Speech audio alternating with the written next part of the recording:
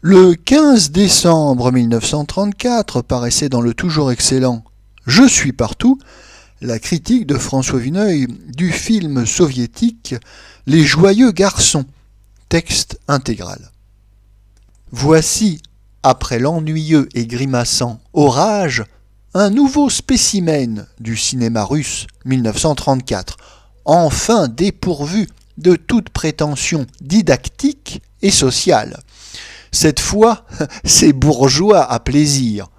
Une assez jolie revanche pour tous ceux qui n'ont jamais cru aux vertus de l'école du soir, à l'écran éducateur, au succès possible d'une propagande aussi lourdement amenée que celle du Sovkino et du Kino Kombinat.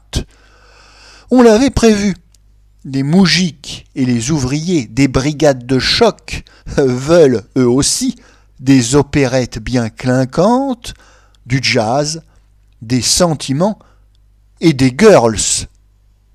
On n'improvise pas du jour au lendemain une industrie de luxe dans un pays où la robe d'uniforme a été pour ainsi dire de rigueur pendant 15 ans.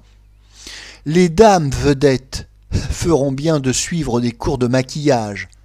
Elles se charbonnent les yeux comme des pensionnaires qui viennent d'acheter leur première boîte de fard. La grande mise en scène du music-hall à la fin est bien râpée. Mais les Russes sont en bonne voie pour rivaliser avec la Paramount américaine. Quand leurs stars gagneront 500 000 roubles et les figurants 30 kopecks, c'est qu'ils y seront parvenus. Voilà le triomphe de la Révolution. Les naïfs ne l'imaginaient pas ainsi. Dans Les joyeux garçons, on voit l'imitation méthodique des comédies américaines et des opérettes françaises.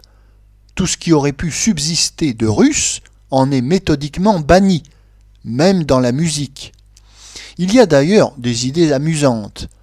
Le chef d'orchestre sans le savoir, le troupeau de moutons et de vaches envahissant un salon, mais toutes traitées avec trop d'insistance.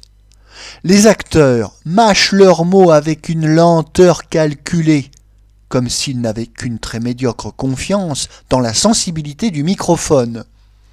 Le snobisme russophile battant son plein, on fera certainement un succès à ce film, qui représenterait le comble de la vulgarité pour le public élégant s'il était joué par Albert Préjean.